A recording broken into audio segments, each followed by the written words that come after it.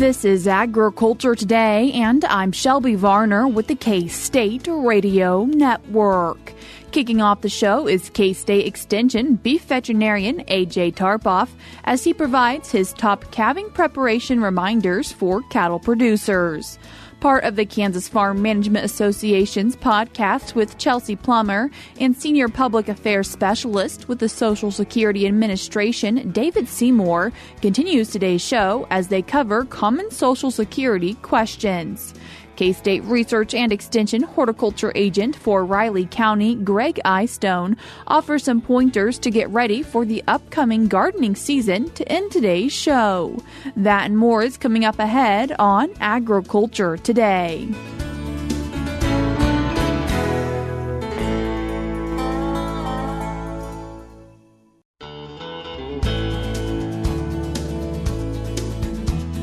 You're tuned in to Agriculture Today, and we start our show talking about calving preparations with K-State Extension beef veterinarian A.J. Tarpoff. A.J., thanks for joining us today.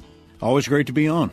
A.J., what are our first few things that cattle producers should maybe have prepped in a toolbox or something they can move easily? Yeah, calving kit, right? That's what kind of preparing your calving kit before calving starts. I think that's paramount. You know, it's the first heifer that's going into calving, and all of a sudden you're scrambling, trying to find equipment, anything you need, because I understand. I mean, you're out feeding cattle, you got a lot on your plate, but take some time and get a thorough inventory, get all your tools and equipment together for this upcoming calving season, and be prepared. I like to consider it a kit. I don't just like to have all the components. I like to have everything together. I'd really recommend to a lot of producers, have a big tote or even a cooler. I utilize a cooler as my calving kit just because if I have lubricant, if I have some of those other pieces, I can keep it in a cooler and it's not going to freeze during the day. So all day, all night, if I'm out checking cattle, I can take that cooler in at the end of the day. It's cleanable. It's easy to clean. It's made to be cleaned, but it's also going to keep stuff from freezing. So that's where I start, is my tote or my cooler, and then basic things to keep put in there. Check your calving chains or straps. If they're starting to rust, if they're starting to have any sharp points, repurpose them for something else on the ranch. They don't need to be used for calving. But have a couple of sets on hand, whether they're chains or straps, just because we're keeping things clean. So go purchase those. You can get those from your veterinarian, the local farm store. I like to put them in little Ziploc bags separately just to keep things separate and keep things clean. But then from chains, handles. Obviously, anybody that's tried to grab on or just pull some of those chains or those straps can be challenging, to say the least. So having some of the metal hooks that are made or designed to go into those chains, those are great to be able to get a little bit of leverage to be able to help that delivery process. Outside of that, have lubricant on hand. If you think that the natural fluids from the calving process is enough, they're not. So we're trying to make this go as slick as possible, literally. Have some general OB lube, maybe some dry lube if you've got some, J lube, something like that. Be prepared. Have that on hand. Have that in your kit. Outside of that, you never know what's going to happen. Where this, cow or heifer is going to go into labor. Have something for restraint. Whether that's a rope, whether that's a lariat, you've got a halter, something to be able to physically restrain these animals whenever you go out and try to help and assist the calving process. I think those are all basic pieces. Outside of that, more and more, we've had a real winter this year.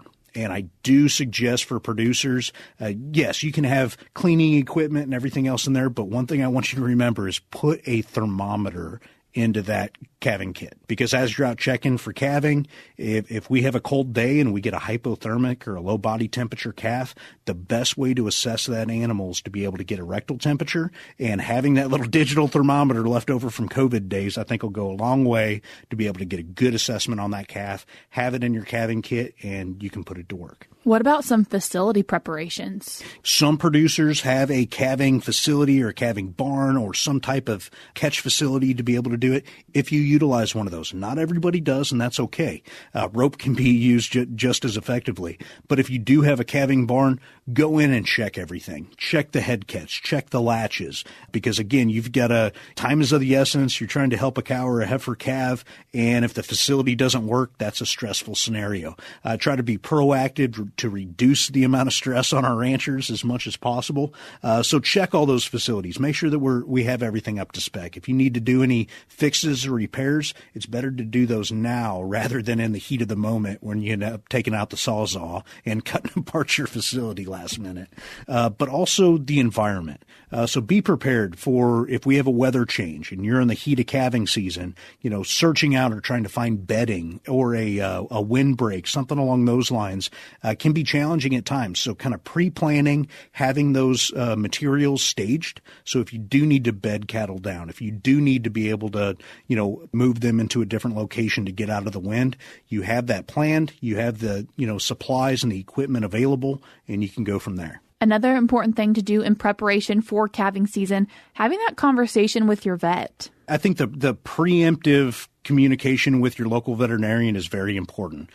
Just as something as simple as, hey, doc, my calving season begins X date, and this is when I'm expecting, these animals to start dropping. So that way you have a conversation. They may recommend that you have certain things on site.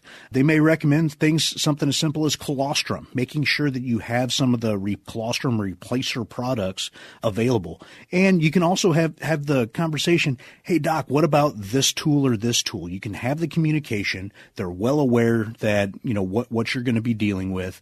They can help you prepare for any and all. If they want you to have certain types of medication on hand due to concerns that you've had in the past, you can have that communication, have products on hand, be as best prepared as you can to be able to help our animals. What are some things that cattle producers might need to watch for in their livestock? I break calving into 3 stages. That first stage, that's the beginning. Things start to happen. There's a lot going on the inside of that womb. Outside of the animal, we don't see a whole lot. Maybe the cows changed a little bit of behavior. Understanding that there's a lot changing on the inside, that it makes sense they're uncomfortable. We might be able to see some change in locomotion with the big muscle structures of their back hips, that things are starting to loosen. They walk a little goofy, and that's okay. They kind of do the pregnancy waddle, and that's expected. But all of those things coming together, it paints us a picture that something is changing, something is different. We can get a closer assessment. We start seeing the elongation of the vulva. We start seeing a little bit more fluid excretion. All of those things, it's like, okay, something's happening. And then we might see the water bag come out. Those that have seen the water bag, everybody recognizes that. It's the first fetal membranes that come through that birth canal. Once we see the water bag, the breaking of the water, so to speak, that's the entry of stage 2. That's the action stage. And this is where I like folks to, start their watch, check their watch. I like to use the rule of an hour. Cattle should progress pretty readily within an hour after that water bag breaks. They can be in stage 1 for half a day, multiple hours. It takes some time. But cows and heifers, I like once that water bag breaks and they go into active labor and they start straining along with each contraction, they should be making adequate progress. A lot of our mature animals, they can give birth after that water bag breaks in 20 minutes. If she's still straining after an hour, there's a reason for it. She needs some help. For our heifers, it can naturally take her a little bit longer than an hour, but I don't want her to get exhausted. So rule of an hour, if she's in active calving for an hour and hasn't made progress, she needs assistance. If you do go to give assistance, here's my other time frame. The quicker that you can make a phone call if you need help, the better. So if you go to give assistance for a cow giving birth, even myself, I give a half hour. If I'm not making progress helping deliver that calf in a half hour, I call for help. Call your local veterinarian. Have them on speed dial. The earlier you can make the call, the better outcome all the way around. What are a few of your key points when it comes to giving assistance to that livestock? Calm, cool, and collected. Okay. The key components is I always walk through having good, adequate restraint. Being safe is always paramount, always number 1.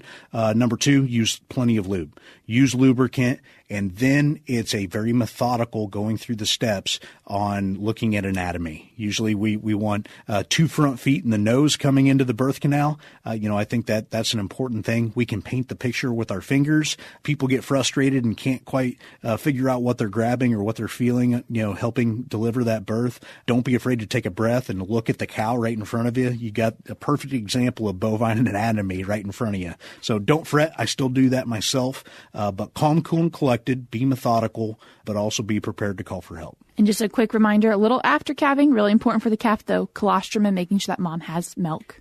Colostrum is about as close as we have to a magic drug in veterinary medicine. It provides everything, the necessary nutrients and immune system and function for that calf for the next couple months of life. Obviously, we want the calf and the cow to mother up as soon as possible. But if there are circumstances outside of our control, have some colostrum replacer, something like that. Even some of the commercial bags that you can purchase. They're expensive, I know, but that's a huge investment. And I guarantee you'll probably end up using it on one of your animals this coming calving season.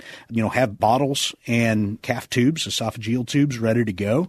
Keep in mind, I do recommend producers have 2 separate calf bottles and esophageal tubes. One set that you would get, if you're going to treat scours or give electrolytes to sick calves, you use that. And then you have a separate set. Even cleaning and disinfecting, you want to keep them separate, but just have a tube only for colostrum. You don't want to inadvertently give one of those, newborn baby calves that really need some extra help. You don't want to inadvertently get it sick. So other than that, I didn't mention, stage 3 of calving. That cow, while it's nursing, while it's getting mothered up, she's going to be passing her placenta, and that's stage 3 of calving. And if there's any concerns, if it's been 12, 24 hours, 2 days, and she still hasn't cleaned, that's okay. But monitor her closely for any signs of depression. Work with your veterinarian. Everybody's got their own favorite way to be able to treat though, but the main point is controlling infection at that point. But Mother Nature does a wonderful job of cleaning itself. We just need to help support her doing that while she's trying to mother up and take care of that calf. AJ, I appreciate you taking the time to join us today. Very welcome. That was K-State Extension beef veterinarian AJ Tarpoff. We're cutting to a short break now on Agriculture Today, but we'll be right back.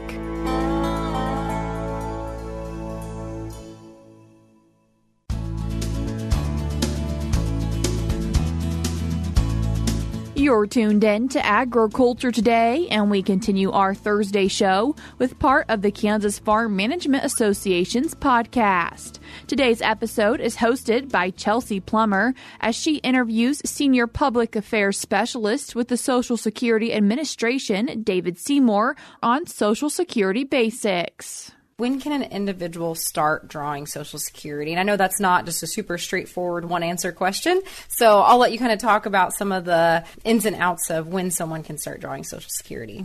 The real answer to that question is it depends, because it depends on what type of benefit you're filing for, right? And so just a brief overview of Social Security. Of course, we are more than retirement benefits, right? Although that's what most people think of us for, and the large number of people who get benefits from Social Security are retirees. But we also assist with disability benefits, right? So if you become unable to work, that's something to consider. That might mean that you file earlier for benefits than you thought you would. And then we also manage survivor benefits. So if someone passes away, you could be eligible for a survivor benefit. So when we're talking about retirement benefits, the earliest you can file for a retirement benefit is age 62. That's the earliest point in time. And then from that point, you have options to file from anywhere from age 62 all the way up to your full retirement age, which for most folks right now is somewhere between 66 and 67, depending on your year of birth. But you can also file after your full retirement age. So with that full retirement age, you kind of alluded to it. I'm going to make sure we talk about it. If someone has not hit their full retirement age, the biggest thing that they need to be aware of is that there is an earnings limit that affects their benefits. So I just want to talk a little bit about that. What is that earnings limit? What does it mean for an individual who might start drawing Social Security benefits before they hit full retirement age? So when we talk about an earnings limit, what that is referring to is if you are planning to file for your retirement or a survivor benefit, and you are planning to work, right, while you're receiving that benefit. And so there is a limit that applies to any earnings that you would have, right? And when I say earnings, I'm talking about what you would make from work, what's reported on your W-2, right, as wages, or if you're self-employed, which I'm sure many farmers, probably are, right? What's reported as net earnings from self-employment on your federal tax return. Those amounts are what is considered, right, for these earnings limits. And so when we're talking about the earnings limit, right, there is a lower earnings limit and then a higher earnings limit that will apply depending on how close you are to your full retirement age. The lower earnings limit in 2024, the lower earnings limit is $22,320 in gross earnings. In 2025, the limit will be $23,400 in gross earnings. So this is the lower limit is what would apply to you if you're 62, 63, 64. And how that works is if you make up to that limit, you're fine, right? There's no reduction in your Social Security benefit. But if you earn over that limit, you would have to pay us back $1 for every $2 that you make over that limit. How would that work? Well, you would give us an earnings estimate. You'd say, okay, yeah, I'm going to make, $2,000 over the limit this year or whatever, right? Whatever your estimate is. And then we would withhold enough of your benefit checks to cover based on that 1-for-2 rule. Now, we also get a question sometimes too, well, what if I'm retiring later in the year? And so what if I already earned over that yearly limit? Am I going to be penalized for that? No. We're only concerned about your earnings from the month that you start your retirement benefit forward. And so that limit would be then the yearly limit divided by 12. And so you really only need that for the first month if you're filing later in the year. After that, it's a yearly basis. So moving on from there then, I did mention that there is a higher earnings limit, and that applies in the year in which you reach your full retirement age. So in the month or the year that you reach your full retirement age, there's a higher limit. That limit in 2024 is $59,520 in gross earnings. In 2025, it will be $62,160 in gross earnings. So similar situation, you can make up to that amount without any impact. If you make over that amount, we withhold less. It's $1 for every 3 that you make over. So a little bit of a less of an impact or less of a sting, in that year that you reach your full retirement age. And then it really gets sweet once you reach your full retirement age. So in the month that you reach your full retirement age forward, there's no earnings limit. So we do have a calculator on our website, a retirement earnings test calculator that people can use to kind of figure out, if I make this much over, how much would that impact my benefit? How much would I have to pay back? It's a great, easy-to-use calculator that folks can kind of check out. Another question that we get when we're talking about this sometimes is, okay, well, if I'm continuing to work, will that increase my benefit in any kind of way, yes. Right? And yes, it could, but your earnings would have to be substantial enough, right? Because when we're calculating a benefit, we're looking at your 35 highest earnings years. You mentioned, we were talking a little bit about how individuals calculate this off of their top 35 years. Sometimes we do run into situations where maybe one of the spouses has not really worked. Maybe they stayed at home. Maybe they helped on the farm but weren't paid a wage for that time helping on the farm, etc. So in that type of situation, how is that individual's benefits going to be calculated since they do not have all of the years of earnings? No matter what, we do take a look when a person files for benefits to see if they are due anything on their own record, based on their own earnings record. And to be insured for a retirement benefit, you have to have at least 40 credits, which is about 10 years of work, okay? It doesn't have to be so defined within 10 years, but usually speaking, it's about 10 years of work or 40 credits. And if a person does not have 40 credits and they are married to someone who is insured, then they could be eligible for a spouse benefit or a divorced spouse benefit. Just want to touch then briefly too on survivor's benefits. And I don't know, I always think of it as being a spouse, but maybe there's some other situations for us survivors. So if you want to touch on that, that'd be great. So whether it's a spouse or if somebody else is eligible for a survivor's benefit, what type of benefits can they receive when that person passes away? I always love talking about survivor benefits because I think it is one of the most forgotten areas of Social Security, right? Until something happens, and then maybe somebody will think about it. But survivor benefits are very important, and like I mentioned earlier, I think whenever we take an application for Social Security benefits of any kind, whether it's retirement, disability, or survivor, we're always interested in who else can be eligible for benefits on the record, right? And so we're always looking to see, are there any minor children, right, of the deceased worker? So by minor children, we mean any children younger than age 18 or younger than 19 is still in high school and unmarried. We're also going to ask if someone has any disabled adult children. And what we mean by that are any children who were found to be disabled before the age of 22. Doesn't necessarily mean that they had to have been found disabled by Social Security, right? But like, are they disabled, right? Are they unable to work and younger than age 22? We're also going to ask if there was a surviving spouse, meaning that a person that the deceased worker was currently married to, and if there are any divorced spouses, because a surviving divorced spouse could be entitled to benefits as well. And this is the area that varies a bit, right? And another reason why we like to talk about survivor benefits when we do outreach like this is because a person could potentially file for a survivor benefit first and then file for their own retirement benefit at a later point in time. Maybe they're going to hold out, until full retirement age, try to get that higher benefit or get those delayed retirement credits. And so in the case where a survivor benefit is a possibility, you could file as a surviving spouse or widow as early as age 60, right? So that's a full 2 years earlier than a retirement benefit on your own record. And if you are a disabled surviving spouse, you could file as early as age 50.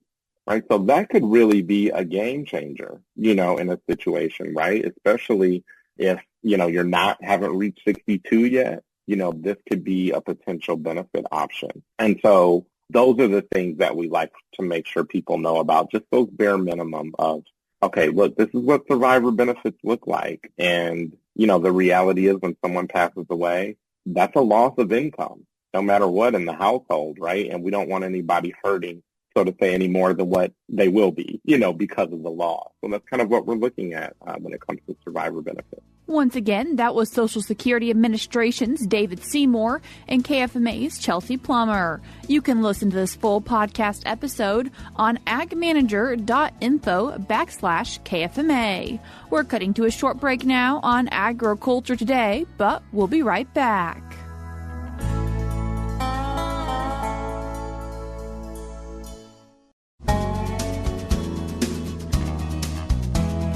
This is Agriculture Today. Along with Shelby Varner, I'm Jeff Wickman. For gardeners, now is an excellent time to think about last year's gardening experience and decide what, if any, changes they'd like to make this year. K-State Research and Extension Horticulture Agent for Riley County, Gregg Eyestone, says this is also a good time for checking the viability of leftover seeds and securing seeds for this year's garden. Greg's still too early to do any work outside in the garden, but a great time to be planning the garden, and there's really quite a few steps that go into this. There is. Definitely want to think about what we did last year and what was successful, what wasn't. Can be a lot of weather-related situations, but maybe some of our practices need to be improved. And we have this winter break to read up and learn about different practices and get out there and think about planning for the spring. If you have an existing garden, do we need to do a soil test again? Is that something you recommend yearly? Soils are interesting creatures, and they don't change a whole lot. So if you haven't done a soil test ever, I would definitely encourage you to do that. If you had to make some changes because your soil test results didn't come back the way we'd like, then you may want to test again to see how well your adjustments have made. But typically, if you're not doing a lot of weird things to our soil, it's pretty stable. And maybe every 5, 10, 15 years you might test. If you want to expand your garden, things went well last year, and you think, I'd like to grow a few more things, adding on to that side, is that fairly easy to do? That is, it depends on what was growing there previously. If it's turf, which oftentimes may be the situation, we can till that up and incorporate that organic matter. Now, we do have some perennial type of grasses that can send out rhizomes and roots and things that we may want to kill off, so to speak, with maybe a herbicide or some shading of materials to kill that off, which may take a while if you're doing that and may miss your spring planting, but could be ready for some summer or fall planting. Herbicides work a little quicker, and that would be a solution for quick planting this spring. How early do we need to get started on deciding what we want to grow? Probably last year, depending on what your family likes to eat. That's always a big factor. We have some plants that are very easy to grow, but if nobody likes them, then that's probably not going to take up a whole lot of space in your garden. But also collecting seeds or checking out your seed inventory. Many seeds will last probably 3 years, kept cool and dry, and be viable. A quick test, get 10 seeds, put it on a moist paper towel, put it in a sandwich bag, close it up, and check it 5-6 days later and see how many of those 10 seeds sprouted.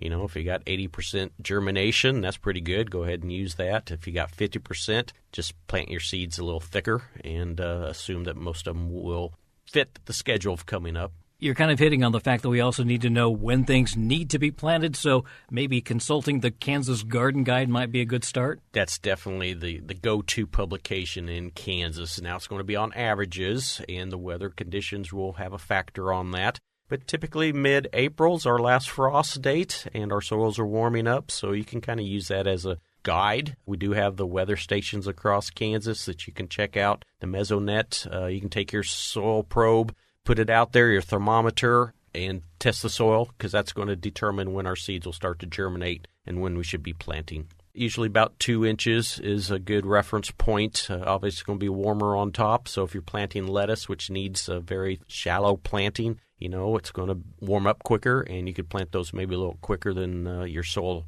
reading is going to indicate on your thermometer. And I guess as we're planting, we need to know where we've planted things, so maybe a good layout of the garden? Yeah, it's great to rotate our crops. Many of our gardens may not be big enough to do that as best as we'd like to, but it's always good not to plant your tomatoes in the same spot year after year. And that's a family of plants, so eggplant, peppers, those are all in the same family. So ideally, we would move those if we could. Container gardening is an option for some of us small gardeners. You can always plant some of these crops, and they do very well in a container. And that kind of give you that rotation. That's K-State Research and Extension Horticulture Agent for Riley County, Gregg Eyestone, with information for planting this year's garden. For more information, check out the Kansas Garden Guide or contact your local extension office. And that'll do it for this edition of Agriculture Today. For Shelby Varner, I'm Jeff Wickman. This is the K-State Radio Network.